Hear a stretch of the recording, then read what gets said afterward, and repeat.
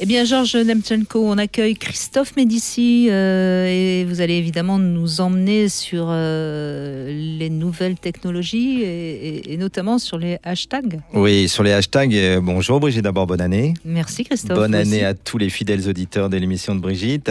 Alors oui, vous savez que moi je suis spécialiste du monde du numérique, donc je suis allé voir en ce moment ce qui bruisse, et le terme est un euphémisme en ce moment sur les réseaux sociaux. Et évidemment, c'est pour ça que j'ai appelé ça hashtag emprise.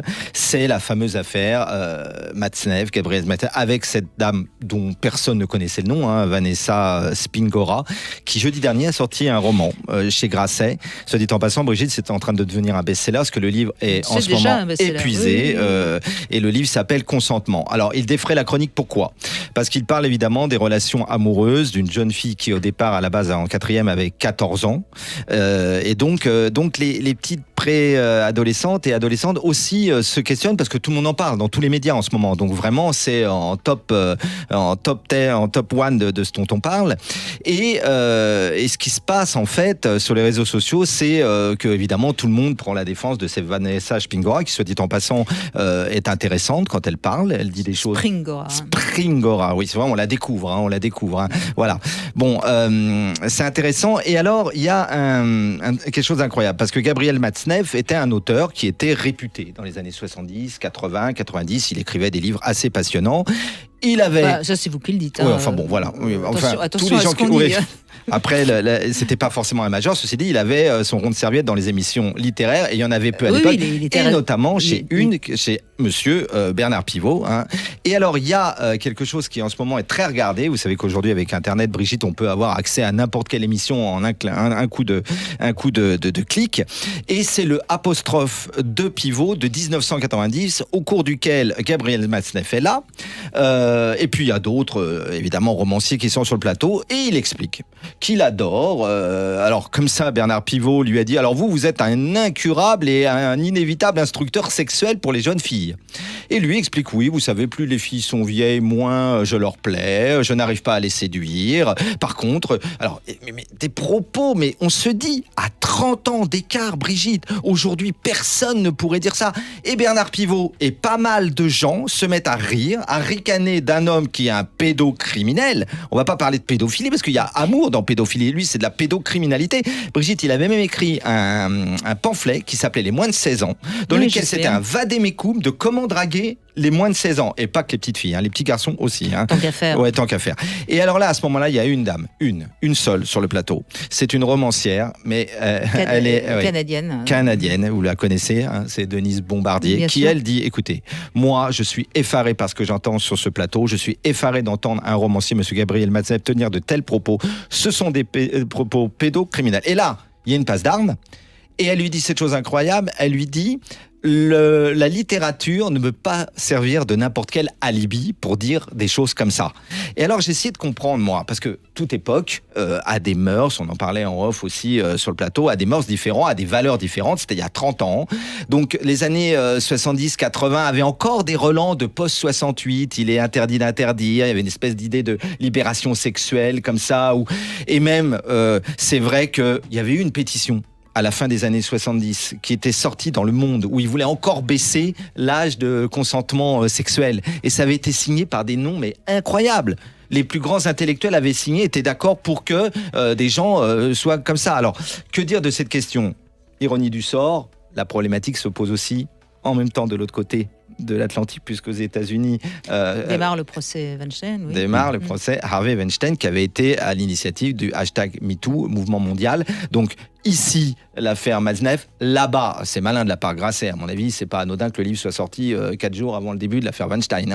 C'est fort probable. C'est assez malin en termes de ligne. Je ferai juste une parenthèse par rapport à Denise Bombardier. Je voudrais juste rappeler que c'est pratiquement la seule, à l'époque de Strauss-Kahn, quand il a été avec cette femme de chambre aux États-Unis, c'est à peu près la seule qui a aussi poussé un coup de gueule contre tous ces hommes qui disait, après tout, ce n'est qu'une femme de ménage ou une soubrette, absolument, pour reprendre les termes exacts. Comme quoi, c'est une femme courageuse, Brigitte. Alors, d'abord, c'est une femme courageuse, mais je crois aussi qu'on est en retard par rapport aux États-Unis et au Québec.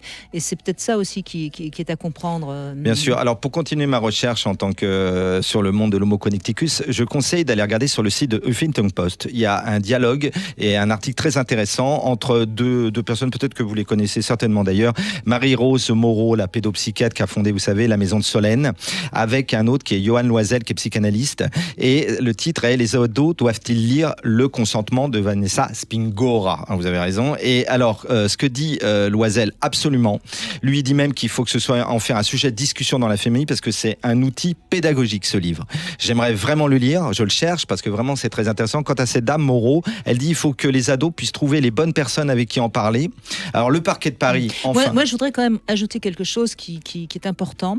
Quand on regarde le milieu familial de Vanessa Springora, Maznev est un pervers, il est indéfendable, etc. Mais la pauvre gamine, à 14 ans, elle avait un père violent et une mère 68arde qui se servait un peu de sa fille pour rentrer dans les milieux littéraires. Donc, le terrain était favorable. Voilà, je crois que ça, c'est aussi important à dire. Et il y avait dans cette famille une fascination pour la littérature et pour les hommes de lettres. Elle dit même dans une radio concurrente à la nôtre que la mère recevait effectivement des grands romanciers, qu'elle était fascinée par ces gens-là et qu'elle-même, à 14 ans, rêvait d'être une romancière. Voilà. Et moi, je voudrais rappeler que dans ces cas-là d'enfants qui sont un petit peu... qui sont abusés par des pervers, pédophiles, on est d'accord. Souvent, derrière, il y a une mère qui utilise un peu sa fille. Et ça, quand même, il faut aussi peut-être le signaler. Vous êtes d'accord avec ça, Georges Demchenko? On retrouve la même situation chez ce fameux photographe qui photographie Hamilton. Voilà. Qui s'est suicidé, d'ailleurs. Oui, ce qui montre bien qu'il est moins pervers que Maznev, parce que Maznev, il n'a aucune envie de se suicider. Non, mais là, vous avez raison. Vous avez raison, Brigitte, de parler d'une certaine conspiration. D'ailleurs, étymologiquement, ça veut dire de respirer ensemble. Il y a une conspiration de ces milieux littéraires de l'époque où il y avait une idée de la culture haute, on peut se permettre, on est des transgressifs, parce qu'il faut voir que Maznev était édité chez Gallimard. Son journal vient d'être enlevé, mais c'était quand même des gens qui... Christophe Médicis, il faut pas oublier que ça fait 30 ans. Voilà, je l'ai dit tout à l'heure. 1990. Oui, c'était... En 1990, je vous assure que on n'avait absolument pas pris conscience de l'importance des abus sexuels sur des enfants. Oui, je pense que vous avez raison. Et c'est ça qui... Alors, c'est tant mieux qu'aujourd'hui, on en prenne conscience, c'est tant mieux que cette affaire éclate, et je suis sûre que ça va faire encore plus bouger les choses. Mais moi, ça fait quand même presque 15 ans que je lutte et que je parle des abus sexuels sur les enfants. Et je vous assure qu'il y a 15 ans, quand je faisais une émission sur ce sujet, sur une radio concurrente, on me disait « Oh oui, mais c'est peut-être pas très intéressant, c'est pas très fun, parle d'autre chose, on s'en fout de ça. » Voilà, et en écho à ce que vous dites, Brigitte, il y a Jean-Pierre Rosenzweig, que j'admire énormément, pour qui j'ai beaucoup d'admiration. Vous savez, l'ancien président du tribunal pour enfants de Bobigny, qui dit la même chose que vous. Il tient le même discours. Il dit, il y a une évolution énorme, mais quand nous, on en parlait, nous, les professionnels, il y a encore 30 ans, 25 ans, personne ne nous écoutait. C'est pas n'importe qui, Jean-Pierre Rosenzweig. C'est un grand bonhomme. Et il dit, ce qui a peut-être changé d'ailleurs, et ça va être la conclusion de ma chronique, justement, et c'est une des conséquences positives de #MeToo, c'est que les victimes parlent maintenant, osent parler, et peut-être que pour ceux que au détriment on disait c'était mieux avant, non, là en l'occurrence c'était mieux avant. Je vais faire référence à Pascal qui disait au XVIIe siècle vérité en deçà des Pyrénées, erreur en delà. Et là on va dire consentement en deçà de #MeToo, emprise au-delà. Et c'est cette affaire qui le permet. Avec la parole Silver, c'est indispensable. C'est très bien. Alors, je voudrais préciser aussi que Georges Demchenko, je vous ai découvert, et ça prouve bien ce que je viens de dire, que moi, ce sujet-là m'intéresse depuis longtemps. Grâce à ce livre, Fillette abusée, femme en souffrance. Oui, il y a 8-9 ans de ça déjà, effectivement. C'est l'occasion d'une rencontre. La première fois que je vous ai reçu, c'était à la sortie de ce livre. Donc, moi, c'est un sujet que auquel vous êtes sensible particulièrement. Oui, vous avez raison, il faut vous battre là-dessus. Et c'est ça qui est important à dire, c'est qu'on n'était pas si nombreux que ça il y a 10 ans à s'intéresser à ce sujet. Donc aujourd'hui, là, tout le monde pousse des cris d'eau frais, mais non, il fallait peut-être... ça fait longtemps, parce que depuis 30 ans, il y en a des enfants qui ont été abusés. Vous avez tout à fait, et c'est tout à votre honneur, Brigitte, mais vous savez que parfois les gens sont les voix qui crient dans le désert, comme Jean le Baptiste, puis un jour ça se réveille. Mais je pense que je n'ai aucun mérite. Mon seul mérite, c'est parce que moi, la sexualité, je suis tombée dedans quand j'étais petite, et je sais l'importance qu'elle a dans la construction d'un individu. Voilà, c'est tout. Donc, quand il y a des couacs, je sais ce que ça signifie. Voilà. Et il faut dire que Rosenzweig maintenant fait partie de la commission qui s'occupe aussi de la pédocriminalité dans l'Église française, et Dieu sait si là aussi il faut balayer. Il y a eu l'affaire Barbarin, et je veux dire, il y a des sacrées histoires aussi. Enfin, ça se réveille aussi. Tout simplement parce que quand un pédophile agit, il fait 30-50 victimes. Absolument. Et donc ça fait... Ce qui était le cas de Matzneff. Qui faisait une liste incroyable. Et alors, il y a un blog qui vient juste d'être enlevé, dans lequel, en plus, il retraçait, pour revenir encore sur le monde numérique, il retraçait ses exploits avec d'énormes guillemets, d'accord. Et il y avait des photos, Brigitte. Et quelques jours avant, il a été enlevé, évidemment, ce blog.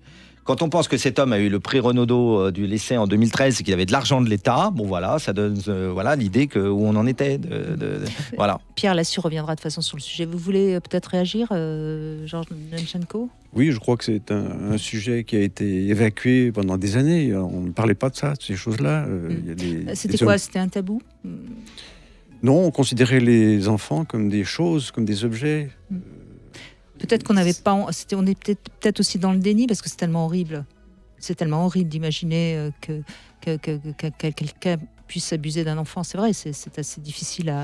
Oui, on est dans le déni, on refuse de voir ce qui est, effectivement. Ouais, écoutez, Christophe Médicis, j'espère que la conclusion... En tout cas, le parquet a ouvert quelque chose contre Matzneff. Merci Christophe Médicis. Votre dernier livre, On est fou, on clique trop, c'est aux éditions d'Angle.